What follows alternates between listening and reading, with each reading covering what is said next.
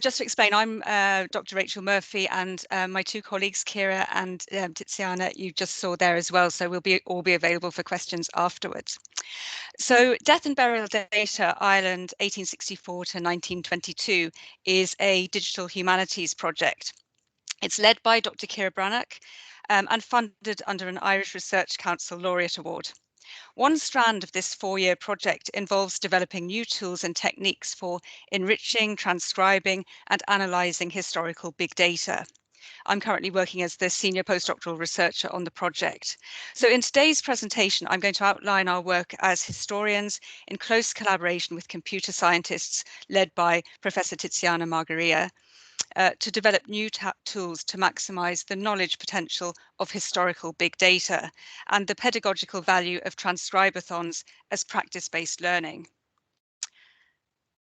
So the historical data used in the project includes census returns, civil death records, and coroner's inquests. Transcription, which is the documentation and interpretation of historical data from manuscript materials, is a threshold skill for students of history. These skills come from experience, so practice-based learning is a key component of their training. We organised a series of Transcribathons with history students for 3 key reasons: to provide us with insights into how they acquire transcription skills and where the barriers lie. Secondly, to use student feedback to streamline the data transcription app that we are developing, both from a data input and an accuracy perspective. And thirdly, to learn about our own practice as historians, computer scientists, and collaborators.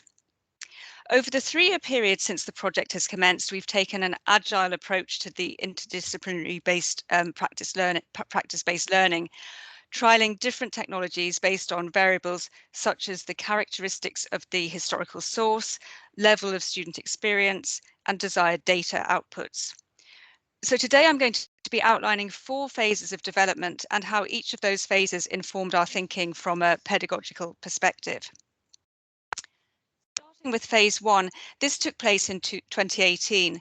We collaborated with an archivist and a digital librarian based here at UL. 4th-year undergraduate medical history students participated in the transcription of coronial court records over 4 weeks in seminars of 3-hour durations. These semi-structured records range from 5 to 20 pages and contain multiple handwriting samples. We use text encoding, so that's based on the Text Encoding Initiative Guidelines, or TEI as they're known, to convert the information into machine-readable XML texts. To reduce error, potential students worked in groups to transcribe the records in Microsoft Word, and they marked up the attributes such as occupations and addresses. We gave them cheat sheets of medico-legal terminology to assist them in interpreting the cause of death information. And we assessed the students on both the accuracy of their transcriptions and completion of the task. So the workshops had 3 anticipated learning outcomes, and these were firstly the development of digital humanities and paleography skills, secondly increased archival awareness, and thirdly knowledge of historical medical terminology. So the results, the students completed all the allocation transcription work to a very high level of accuracy, but they did find TEI challenging. And the final output, which you can see on the screen here, was in Omeka, and this was produced by the digital librarians. From this work, we developed a much better understanding of student knowledge thresholds. It reaffirmed the importance of group work in error reduction, and it produced a template for practice-based learning in the historical sciences. Most importantly, it taught us that we needed to work with computer scientists to create a more intuitive way of enriching legacy big data. And that leads me on to phase 2. So this took place in 2019 as a collaboration between the historians and computer scientists. Again, we worked with 4th-year undergraduate medical history students, and as before, they attended 4 weekly 3-hour seminars, but this time they worked with civil death records. These records are highly structured and include short descriptions of name, place, date, and cause of death. The records are useful for students to learn transcription skills because each page from the register includes a minimum of 3 different handwriting samples. Death records also include cause of death data, providing medical history students with an opportunity to familiarise themselves with nosological terminology. Highly structured data lends itself to being transcribed in a web application.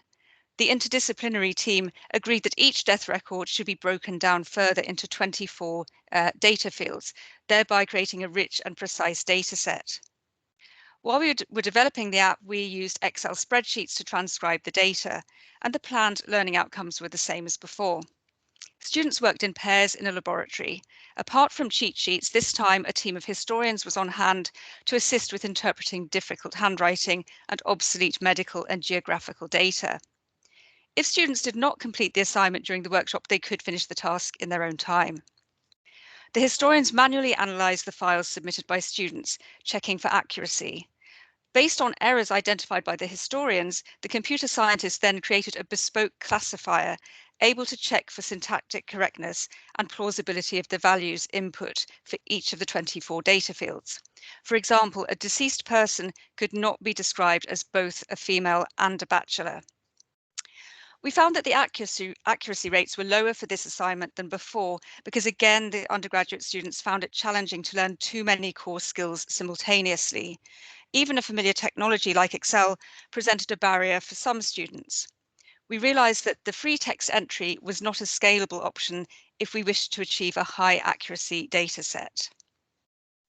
So moving on to phase 3.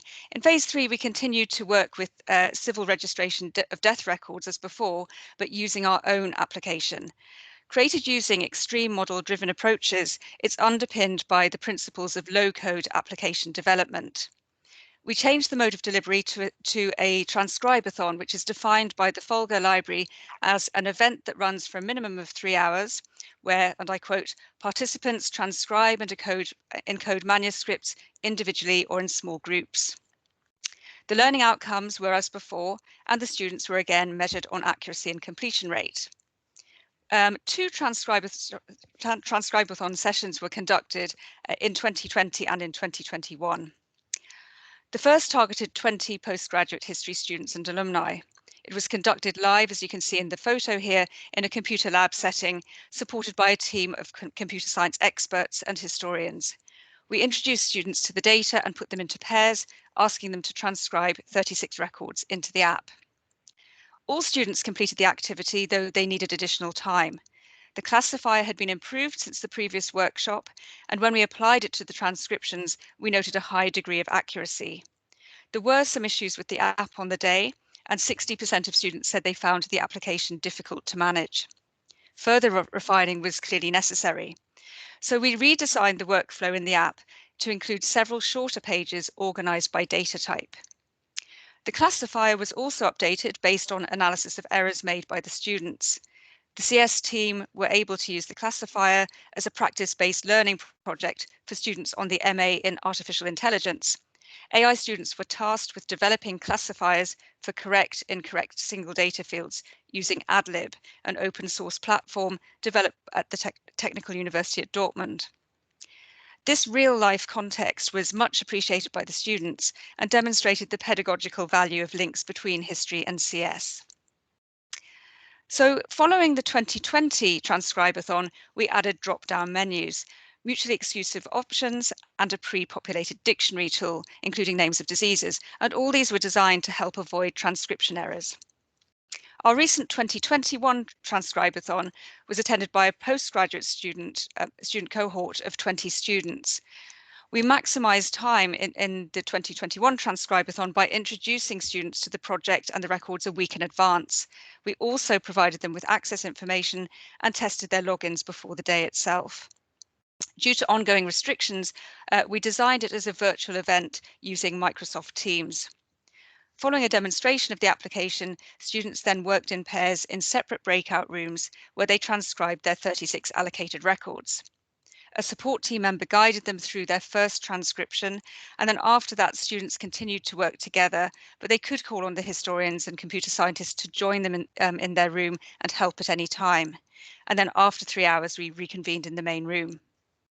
Most groups completed around 15 entries in the 3 hours, and they completed the remainder in their own time. Initial indications suggest significant error reduction, and we're currently evaluating student feedback and will base the next iteration of the web application on this. We also plan to embed the AdLib classifiers into the latest version of the app.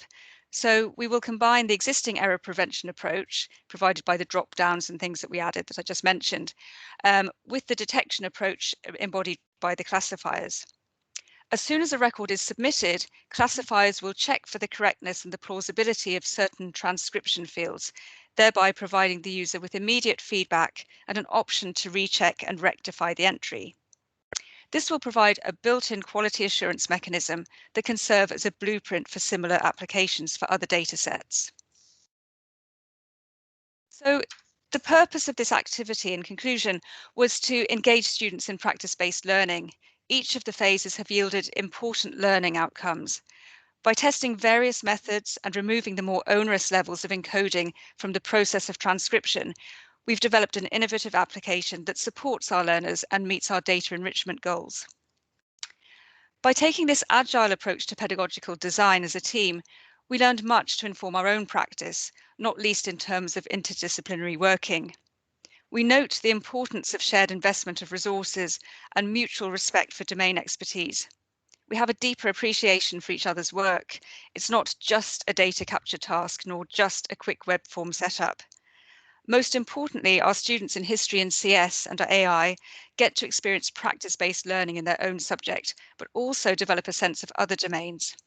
Our ultimate vision is that such participation can be wholly online, with the app and training materials operating as a standalone online toolkit, requiring minimal input from the team of historians and computer scientists.